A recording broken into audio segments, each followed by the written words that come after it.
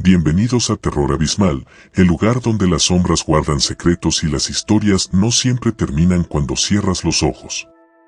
Esta noche, escucharás 4 relatos que te llevarán a lugares malditos, donde la oscuridad no es solo ausencia de luz, es una presencia que respira cerca de ti.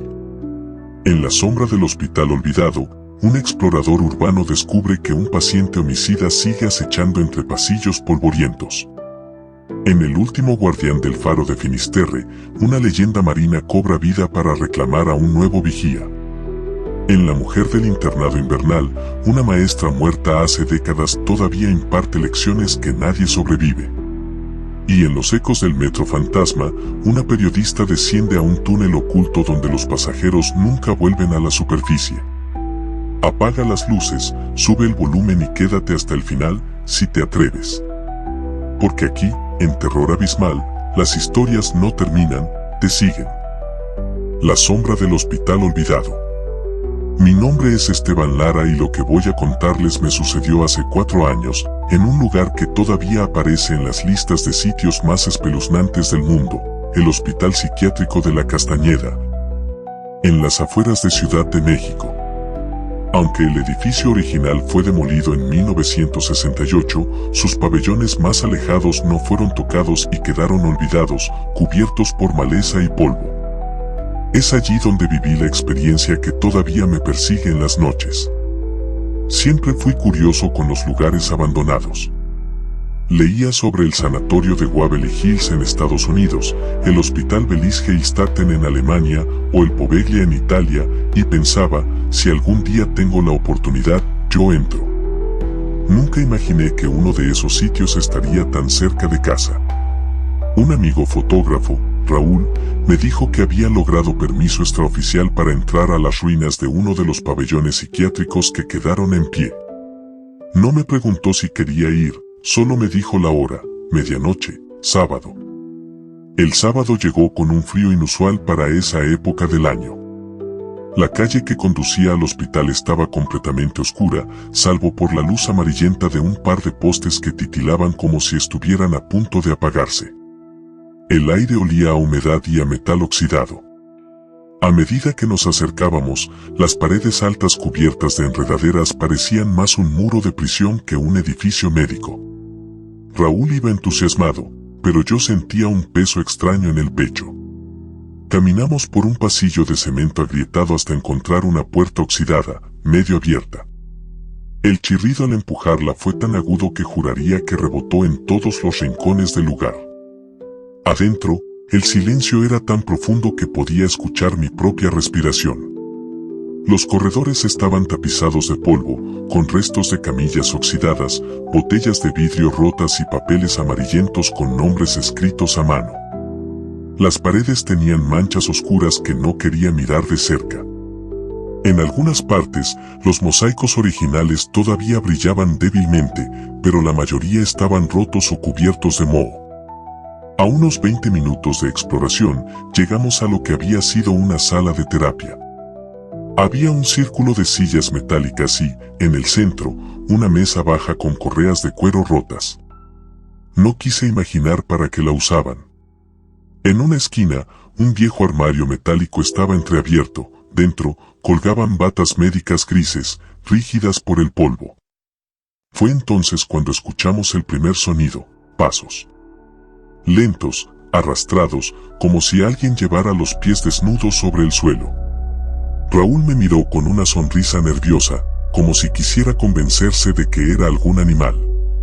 Pero yo ya sentía que no estábamos solos. Seguimos avanzando hasta un pasillo largo y angosto.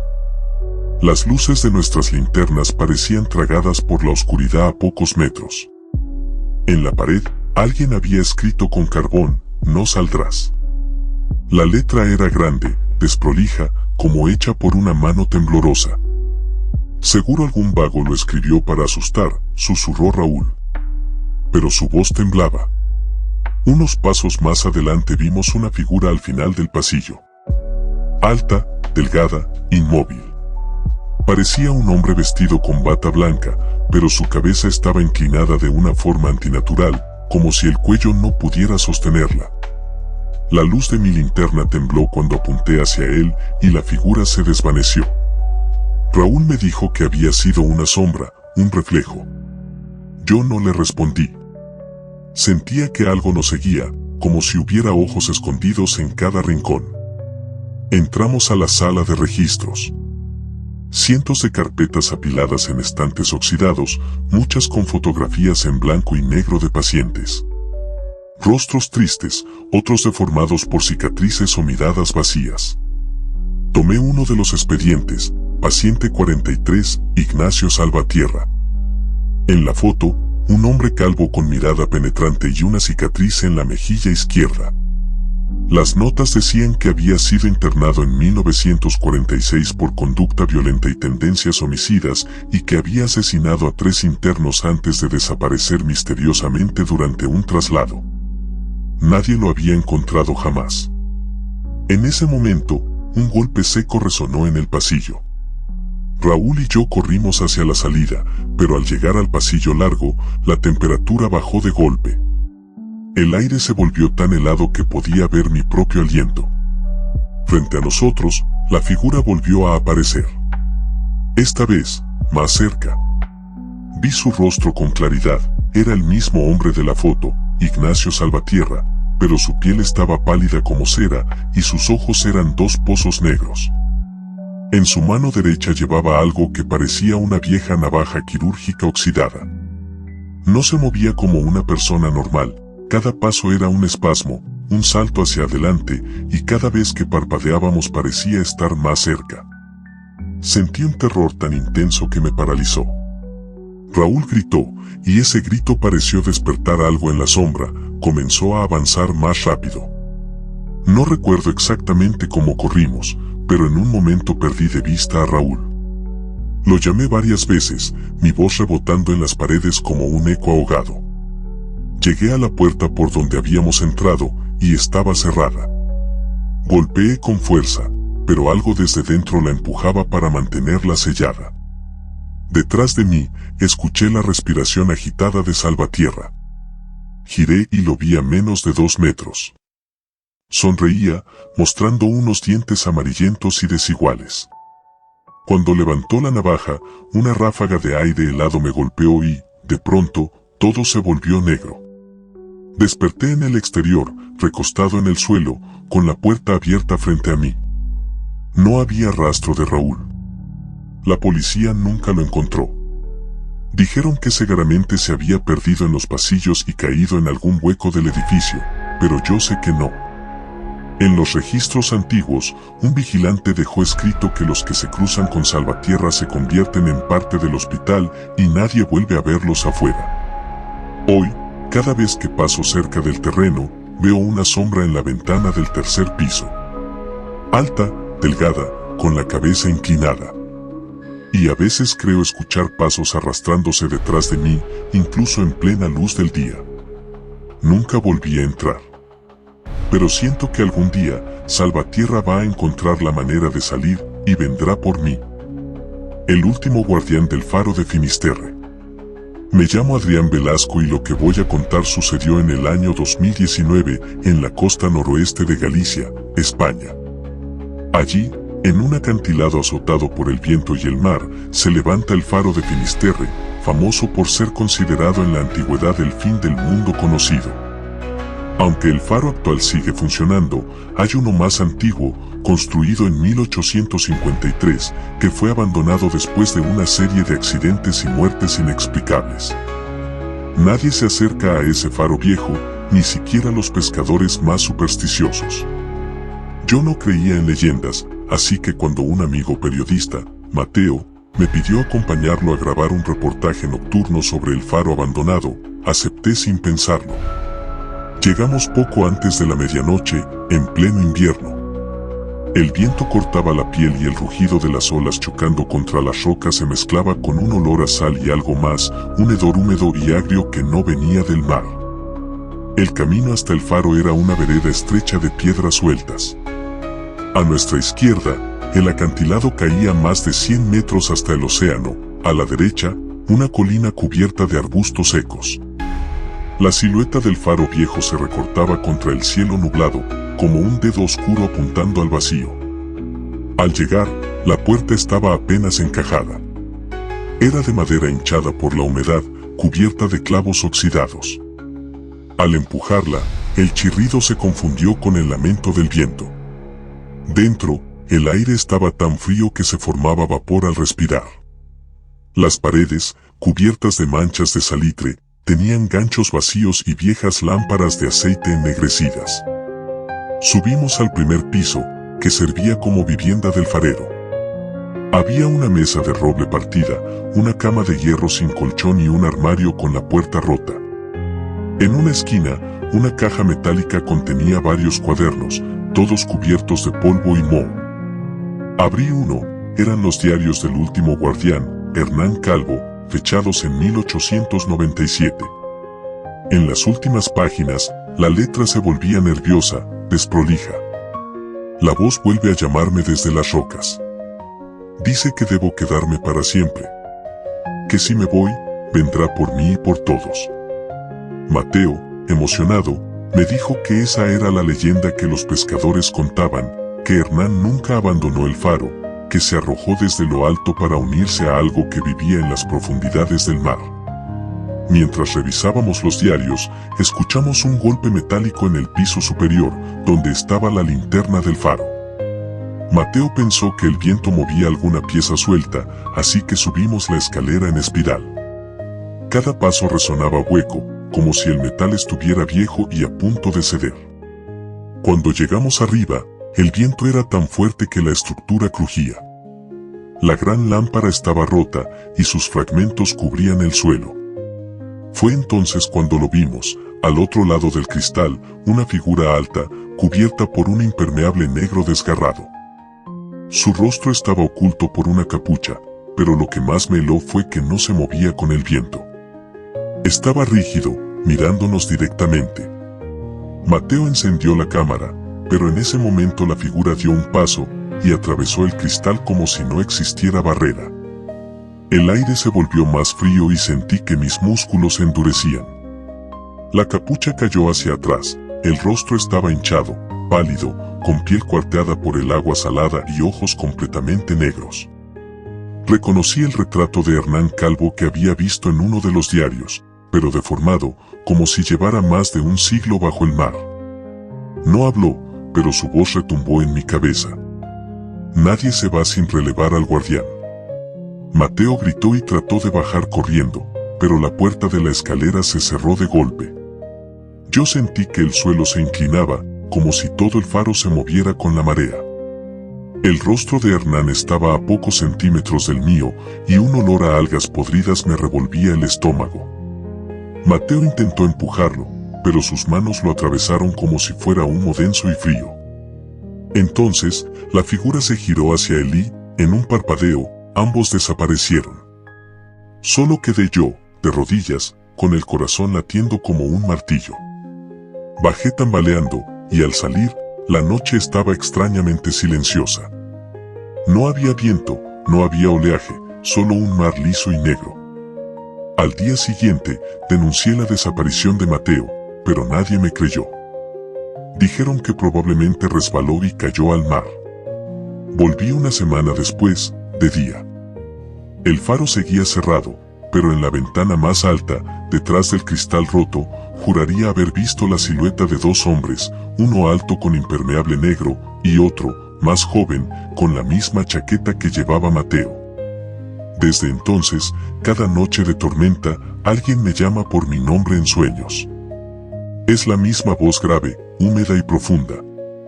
Es hora de que me releves. La mujer del internado invernal.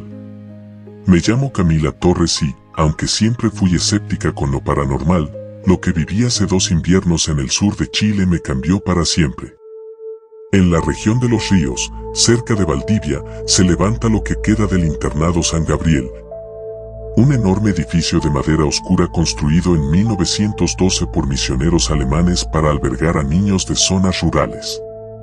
Cerró en 1975, oficialmente por problemas de humedad y deterioro, pero en el pueblo susurran otra historia, que una profesora enloqueció y mató a varios alumnos durante una tormenta, antes de desaparecer en la nieve. Desde entonces, dicen que su espíritu vaga por los pasillos. Yo estaba trabajando en un proyecto de fotografía de lugares olvidados y decidí incluir el internado. Sabía que en invierno la neblina y la nieve lo harían aún más inquietante. Fui sola, una tarde de julio, con mi cámara, linterna y una mochila pequeña. El camino estaba cubierto por hielo resbaladizo y ramas secas. El internado apareció entre la bruma como una sombra gigante, 4 pisos, ventanas altas y rotas, y un techo inclinado que crujía con el viento. La pintura estaba comida por la humedad y la madera desprendía un olor agrio, como papel viejo mojado. Empujé la puerta principal, que se abrió con un gemido largo. Dentro, el aire era helado, y mi aliento se mezclaba con motas de polvo flotando en la penumbra. El vestíbulo tenía un piso de tablas sueltas, una escalera central y retratos antiguos colgando torcidos en la pared. Los rostros de niños y maestros me seguían con la mirada, o al menos así lo sentí. Empecé a tomar fotos, aulas vacías, pupitres alineados cubiertos de telarañas, pizarras con palabras apenas legibles en tiza blanca. En una de ellas aún podía leerse, silencio durante la lección. En el tercer salón, encontré algo que me inquietó, un escritorio con un cuaderno abierto. Las hojas estaban amarillentas y la letra era cursiva, firme, pero las últimas líneas eran ilegibles, como si alguien las hubiera escrito con la mano temblorosa. Alcancé a distinguir un nombre repetido varias veces, profesora Emilia Volker. En ese momento, un golpe seco resonó en el pasillo. Me giré, apuntando con la linterna, pero no vi nada. El aire, sin embargo, se volvió más frío, al punto de doler en la piel. Seguí explorando, subiendo por la escalera principal. Al llegar al segundo piso, escuché pasos detrás de mí, pasos firmes y lentos. Me di la vuelta, y vi a una mujer parada al fondo del pasillo. Alta, muy delgada, vestida con un abrigo gris que le llegaba hasta los tobillos. Tenía el cabello recogido en un moño apretado y la piel tan pálida que parecía cera. Sus ojos, oscuros y hundidos, me observaban sin parpadear. No dije nada, solo retrocedí un paso. Ella comenzó a caminar hacia mí, pero sus pies no hacían ruido, como si flotara. La luz de mi linterna parpadeó y, cuando volvió a encenderse, estaba a pocos metros. Pude ver que sus labios estaban cosidos con un hilo negro grueso. Me giré y corrí por el pasillo, entrando en la primera habitación abierta. Era el antiguo dormitorio de las niñas, camas de hierro oxidadas, frazadas viejas y muñecas rotas en el suelo. Me escondí detrás de una cama, tratando de controlar mi respiración. Pero entonces la escuché, una voz grave y apagada, como si hablara desde el fondo del agua.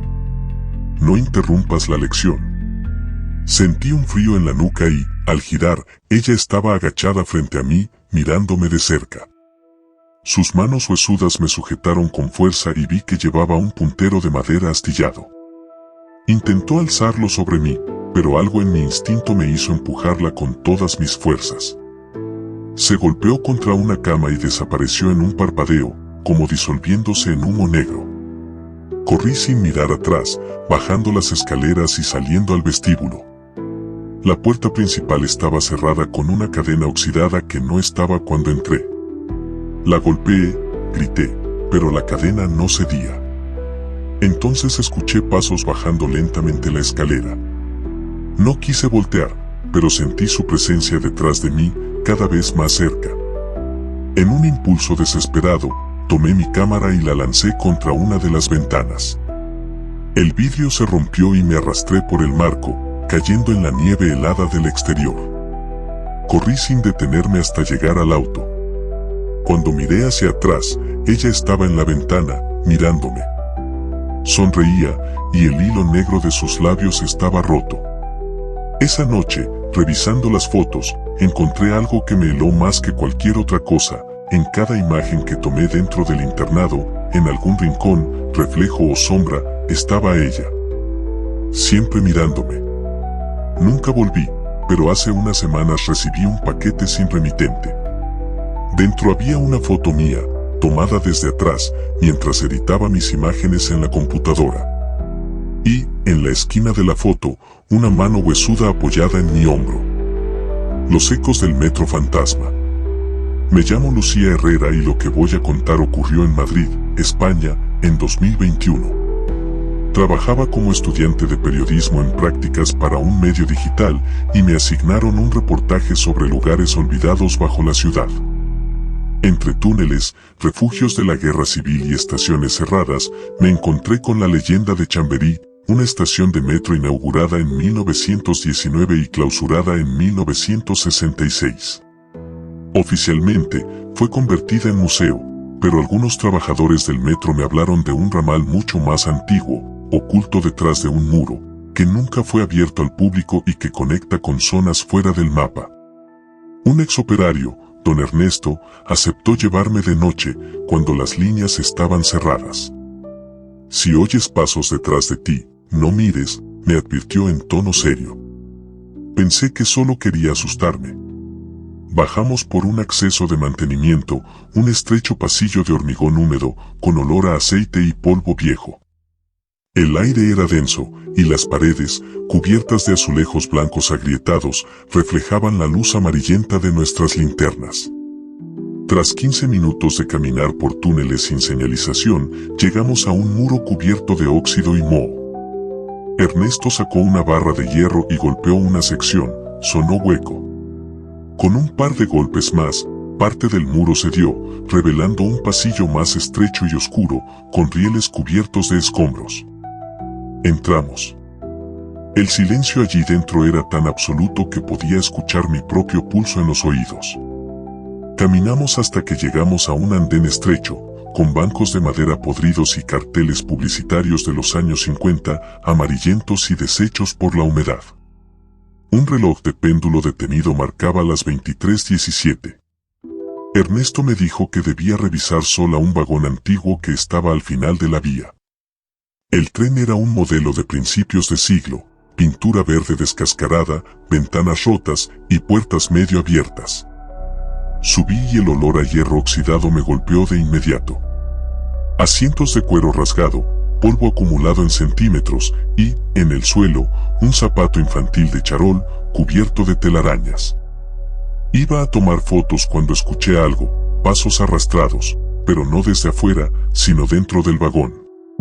Me giré lentamente y vi, en el pasillo central, a una mujer alta, vestida con un abrigo negro antiguo y sombrero de ala ancha. Su piel era tan pálida que casi brillaba en la penumbra, y sus ojos no tenían iris, solo un blanco lechoso que me heló la sangre. No se movía como una persona normal, cada vez que parpadeaba, aparecía más cerca, sin sonido alguno. Cuando estaba a pocos pasos, abrió la boca, y no tenía lengua. En cambio, un hueco oscuro emanaba un murmullo grave, como si cientos de voces hablaran al mismo tiempo. Retrocedí hacia la puerta del vagón, pero estaba cerrada. Golpeé, grité, pero el sonido se ahogaba, como si las paredes absorbieran el ruido. La figura se inclinó hacia mí, y sentí un frío tan intenso que me entumeció los dedos. Puso una mano helada en mi mejilla y susurró, con esa voz múltiple: todos los que bajamos, nunca salimos. No sé cómo, pero logré empujarla y correr hacia la salida del vagón. Al bajar, Ernesto no estaba. El túnel estaba completamente a oscuras y la entrada por la que habíamos llegado estaba tapiada. La mujer apareció en el andén, mirándome, y detrás de ella vi sombras humanas que parecían pasajeros, algunos con ropa de principios de siglo, otros más recientes, todos con esos mismos ojos blancos. Corrí sin dirección, solo siguiendo un leve soplo de aire, hasta encontrar un acceso estrecho que me llevó a una escalera oxidada. Subí hasta que salí a una calle desierta de madrugada. Nunca supe cómo terminé en la superficie ni dónde estaba exactamente. Al día siguiente, volví con la policía, pero el acceso que Ernesto había abierto ya no estaba. Nadie en el metro conocía a ningún trabajador con ese nombre. Una semana después, recibí un sobre en mi buzón sin remitente. Dentro había una foto antigua en blanco y negro, un andén de metro, y en uno de los bancos, sentada con las manos en el regazo, yo, con los mismos ojos blancos que aquella mujer. Si llegaste hasta aquí, recuerda que estas historias pueden ser solo relatos o advertencias. Tal vez ahora mismo, algo te observa desde la oscuridad de tu habitación. Si quieres seguir explorando lo que otros temen contar, suscríbete a Terror Abismal y activa la campana, porque lo peor siempre llega de noche. Deja tu me gusta si te atreviste a escuchar hasta el final, y cuéntame, ¿cuál de estas presencias crees que aún sigue ahí afuera?